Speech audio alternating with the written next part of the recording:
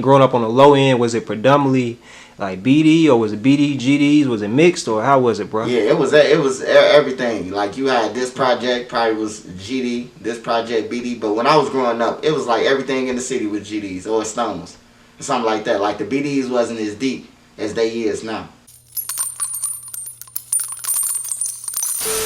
You being somebody who was connected to FBG at one point in time, on the outside looking in, man, like how does that make you feel, man? Just seeing like people linked to O Block locked up, you know what I'm saying, and now somebody from THF, you know, just on the outside looking in. How does that make you feel, man? Aside from just reporting on it, bro.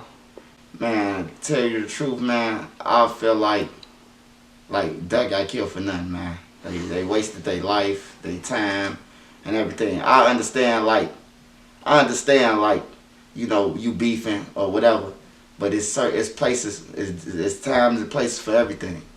And the time and the place was off, man. Broad daylight on Oak Street. You know what I'm talking about? You might as well took yourself in the building and turned yourself in. You know what I'm saying? It just didn't make no sense, man. Mm. I mean, but like like reporting on that, is it still difficult for you to kind of separate the two, because you actually were friends with dude, bro? You know, and on the other end, you lived in O Block before you moved to the 63rd area. So is it a little touchy for you, or you just keep it business? Oh yeah, I just keep it solid. Like I understand that Duck was dissing. I understand he was doing it for, you know, to feed his family and everything. That's what's hot. By me being on YouTube and you see different things on YouTube, you be like, you get to understand why people do certain things. So I understood that Duck he did that, but like from what them people saying, like 100K, Yeah. 6, 7, 8 people involved. Like, come on, man. Like you could split a Wendy's burger more pieces than that shit. You know, so it's like I ain't understand it, man. I ain't understand it. Why did you call him, bro, the O Block Sloppy Five? Oh, cause everything that was in the paperwork that came out, it was sloppy. It was like you run downtown, you run the lights. Like, first of all, we in a city with cameras. Like anybody know that we got a lot of cameras too. Now whether they want to use them when they want to work when they want the crime solved, that's another thing. But we got 1 million cameras, man, in Chicago, bro. Like you ain't getting away. And then we got those license plate readers everywhere. Like everywhere, bro. And for them to do it in the car that they was in their name, like it's like sloppy, bro. Yeah. Hold on, you said so it's more than the 6? You think it's more people involved in that? You said like 7 to 8? No, I'm saying like cause they saying that the one of them died. Oh, they committed committed So suicide. they were saying if he died, that'd be 7 people on the case. Ah, okay. And then they saying if Vaughn was here, Yeah. he'll be under the cell. So that's 8 people. Yeah. You know. Did you know any of those people, bro? Like on the other side, like the TZ dude, or any of the O Block, the 5 dudes that's locked up? I know you had stories about Vaughn. Yeah. We come from the low end. Like when I say everybody came, like majority of the people come from the low end. So if you don't know them, you know they uncles, fathers, cousins. You know somebody. Like a lot of them from O Block and Tuckerville. They history goes back to them project buildings. It's just that when them projects separated, everybody got scattered. So now it used to be, you know, you knew who all your cousins was when I was growing up. You knew who everybody was. Now you can talk to your cousin, bro, and won't even know him. Because the only time some people show up in the black community is for funerals. Yeah, it's crazy. So there ain't a lot of family reunions out there in No, ain't Chicago? no more family reunions, man. Was it because of safety, or just people just spread it out? Yeah, it's like family ain't family no more, man. It's like family, the chain dropped on family. When you say family, like the chains have dropped, bro. Like your grandma is your mama. You know, you always respect Big Mama. So that's your mama. That's your grandma and your mama now. Your mama is like a friend now. You don't see all the crimes that's going on out here, people kicking. You gotta see your kids on the internet doing this shit if this is going viral. You know what I'm saying? So it's a whole bunch of shit that's wrapped up in all that.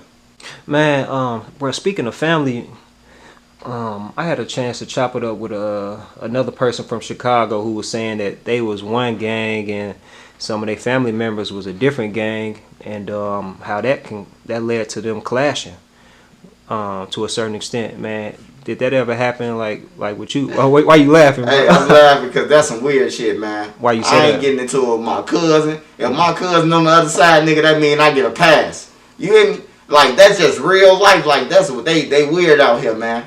I wish my cousin would be on the other side. I'm going over there. On everything. I'm going over there because this is my cousin. Your homies don't respect you that much to say, oh, this fool cousin, leave him alone. Like, come on, man. Yeah, I was gonna ask you because I'm sure you probably got. I mean, growing up on the low end, was it predominantly like BD or was it BD GDs? Was it mixed or how was it, bro? Yeah, it was everything. Like, you had this project probably was GD, this project BD. But when I was growing up, it was like everything in the city was GDs or Stones, something like that. Like the BDs wasn't as deep as they is now. You know what I'm saying? But when our generation came along, like when I started gang banging, we was BDs. You know what I'm saying? We was BDs when I started gang banging. My generation. Okay. Man, I want to touch on that. It was one more thing I wanted to say about the family thing, and it was a reason I asked you about that too. Man, I think you mentioned that you know L.A. Capone. Yeah. Or his family, you know what I'm saying? And you revealed, at least I wasn't aware, I'm sure a lot of people tapped into the Chicago culture may have known that somebody who was dissing him, Lil J, is related to him, bro. Like, talk about that, dog, because those, if they relatives and they, you know, dissing Lil J last name is the McGraws. And the McGraws, they from my building, 3837. Like, they a whole family, big last name, man. Like, all over. Lil J got a big ass family. Like, Doug got a big family. Lil J got a big family. And L.A. Mama is some kin to the McGraws. So they make L.A. and you cousins. In some way that they family, man. On everything. It's just that, like I said, it's so much confusion, bro, that people don't even know that they some kin to each other. You know?